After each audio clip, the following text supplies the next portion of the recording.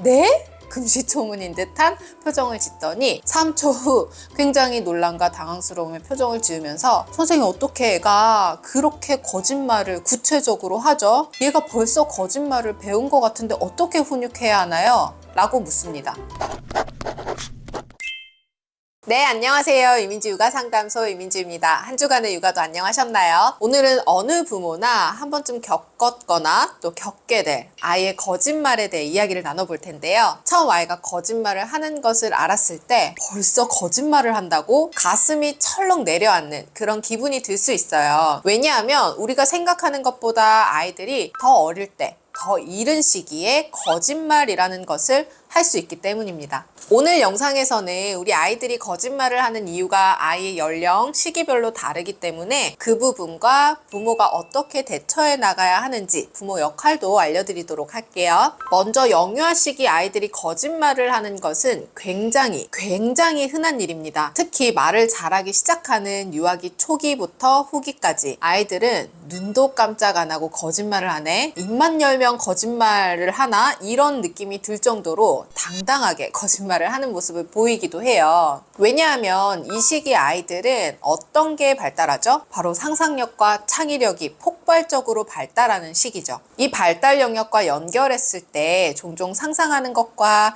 현실의 경계를 명확하게 구분하지 못하고 거짓말을 하는 경우가 정말 많습니다. 다시 말해서 우리가 흔히 어떤 목적이나 의도를 가지고 다른 사람을 속이려고 하는 거짓말이 아니라 자기가 상상하는 내면의 것들을 실제로 본인 스스로도 자신의 생각 자체를 믿고 이야기를 하는 거죠. 제가 오랜 시간 교사 생활을 하면서 직접 경험했던 연령별 아이들의 예시를 한번 들어보면 더 와닿을 것 같은데요. 만 2세 반 아이들의 경우 한국 나이로 이제 유치원에 가기 전 단계인 3살, 4살 정도 되는 아이들의 거짓말 유형입니다. 친구가 변신 로봇을 샀대요. 그랬더니 옆에 있던 친구가 나도 변신 로봇 샀어요 라고 하지만 사실은 변신 로봇을 사지 않았어요.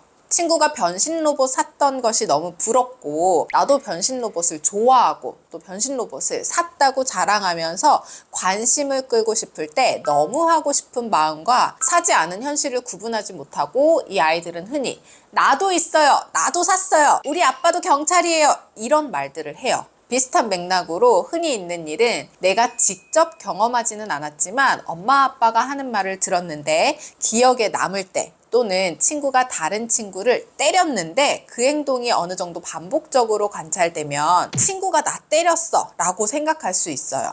영상이나 그림책에서 봤던 장면들을 현실과 구분하지 못하고 기억에 딱 남은 것들을 겪었던 것처럼 이야기를 하게 됩니다. 그래서 아이가 하는 말을 그대로 받아들이기보다는 교사에게 또는 교사는 부모에게 확인하는 과정이 꼭 필요한 시기이기도 해요. 여기서 원령이 조금 더 높은 4살 또는 5살 정도 아이들의 거짓말은 좀 더 구체적이겠죠. 주말을 보내고 와서 이야기 나누기를 하는데 어떤 친구가 앞에 나와서 비행기를 타고 제주도 가족여행을 다녀왔다고 이야기를 해요. 친구들에게 소개하면서 사진도 보여주고 비행기를 타서 뭘 했는지 설명도 해주죠. 그리고 그 다음 주 주말을 보내고 와서 다른 친구가 나도 제주도에 갔다 왔어요. 호텔에 가서 수영도 했고요. 나는 이모랑 할머니랑 할아버지랑 다 같이 갔어요. 라고 소개를 합니다. 어머니께 주말에 제주도 가족여행 다녀오셨더라고요. 라고 묻자 엄마가 굉장히 당황하면서 네? 금시초문인 듯한 표정을 짓더니 3초 후 굉장히 놀람과 당황스러움의 표정을 지으면서 선생님 어떻게 애가 그렇게 거짓말을 구체적으로 하죠? 얘가 벌써 거짓말을 배운 것 같은데 어떻게 훈육해야 하나요? 라고 묻습니다. 이처럼 이 시기에는 이전보다는 거짓말이 굉장히 구체적일 수 있어요. 그리고 진짜처럼 이야기를 하기 때문에 어른들이 확인하지 않으면 모르고 속을 수도 있죠. 자, 여기서 근데 원령이 조금 더 높아지는 6살, 7살쯤 되면 앞서 예시 들어드린 상황처럼 나쁜 의도나 목적이 있지 않은 그런 거짓말을 하는 경우도 여전히 존재할 수 있고요. 이제 인지 발달이 어느 정도 이루어진 친구들은 목적을 가지고 거짓말을 하기도 해요. 아직 6, 7세 현실과 상상, 하고 싶은 마음 또는 꿈에서 있었던 일들을 구분하기는 하지만 너무 하고 싶은 마음이나 관심을 끌기 위해서, 즉 자신의 자신의 욕구가 우선시 되기 때문에 거짓말이 나쁘다 나쁘지 않다를 떠나서 서슴없이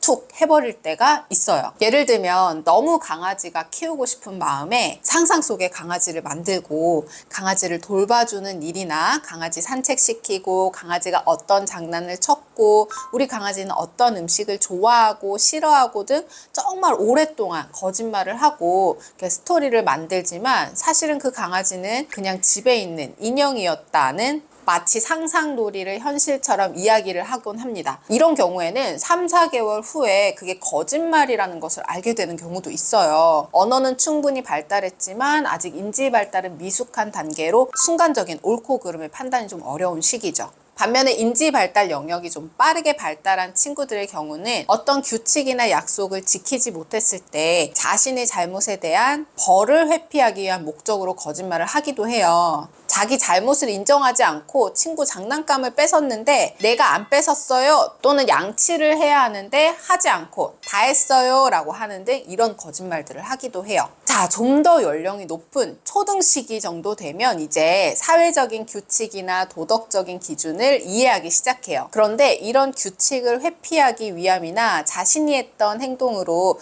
부모님을 실망시킬 것 같을 때 또는 혼날 것 같을 때 거짓말을 하고 또래 사이에서는 더 주목받고 싶거나 또는 경쟁 속에서 친구보다 자기가 우위에 있고 싶을 때 목적을 가지고 거짓말을 하기도 하고요. 초등 고학년 시기가 되면 목적성 자체가 더 뚜렷해지고 도덕적인 문제나 본인의 이익을 위한 거짓말을 하기도 해요. 이처럼 거짓말을 하는 의도는 결국 아이의 발달 단계에 따라서 원인이 다르다는 것을 이해해야 하고요. 부모는 단순히 거짓말은 나쁜 거야. 다시는 거짓말하면 안 돼. 알았어? 만을 강조하는 것이 해결책은 아니에요. 아이의 수준에 따라서 더 정확히는 거짓말을 하는 의도에 따라서 구체적인 대처법 알려드릴게요. 자, 첫 단계였던 상상과 현실을 혼동하는 시기에는 일단 거짓말을 하는 행동 자체에 대한 훈육을 하기보다는 아이가 상상하는 것과 현실을 구분 지어줄 수 있으면 좋아요. 친구가 샀던 변신 로봇 너도 갖고 싶었어? 그래서 그렇게 말한 거구나. 친구가 비행기 타고 제주도 갔다 왔다는 게 부러웠구나.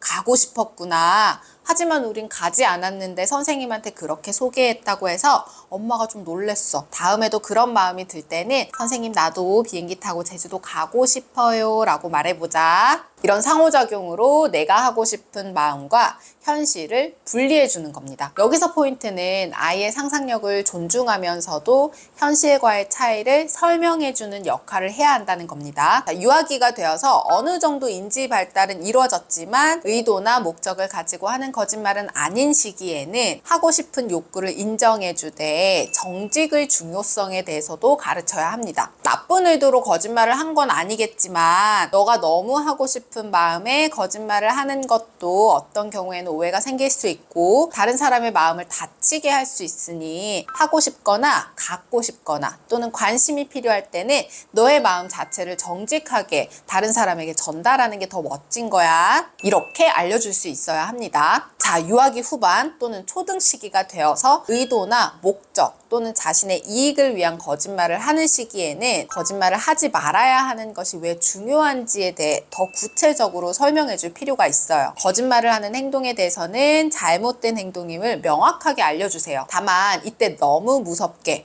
훈육을 하거나 벌을 주게 되면 결국 아이는 그 상황이 되었을 때 잘못된 건 알지만 크게 혼날 걸 알기 때문에 그 두려움에 잘못을 모면하기 위해서 제대로 판단하지 못하고 거짓말을 하게 되는 경우도 있어요. 그런데 이때 거짓말을 할 때마다 부모가 바로 잡아준다면 또 다행이지만 어쩌다 거짓말이 걸리지 않고 그냥 넘어가는 순간이 생기고 아이의 인지, 지능은 점차 높아지면서 더 잘 속일 수 있게 된다면 결국 이 거짓말이 습관이 되어버릴 수도 있고 또 이 아이한테 문제를 해결하는 수단이 되어버릴 수도 있기 때문에 초등 시기에 아이들이 거짓말을 할 때는 너무 강한 벌이나 훈육보다는 단호하지만 차분하게 훈육하는 것이 필요합니다. 그리고 자기가 뭔가를 잘못했다고 거짓말하지 않고 솔직하게 말할 때는 잘못한 부분에 대해서는 훈육을 해야 하지만 거짓말하지 않고 솔직하게 말한 그 행동 자체에는 칭찬해 주시면서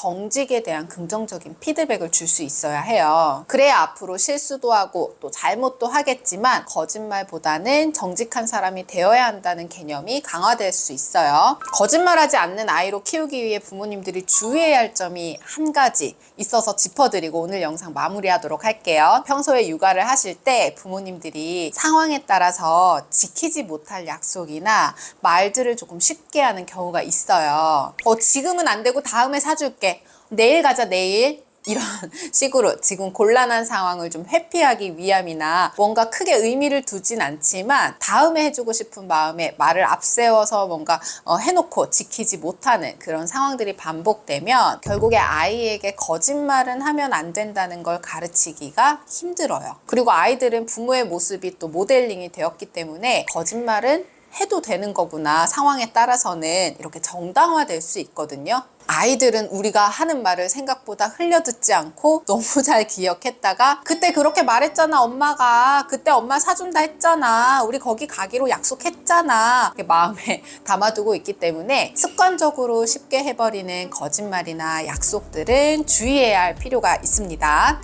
아이들은 다 기억하고 있습니다. 아시죠? 자, 이렇게 오늘은 거짓말하는 아이의 원인과 대처법에 대해 정리를 해드렸는데요. 이제 아이의 거짓말에 좀 당황하지 않고 침착하게 잘 대응하실 수 있으시겠죠? 오늘 영상도 도움되셨기를 바라면서 저는 다음 주에 또 유익한 육아 정보로 찾아뵙겠습니다. 안녕!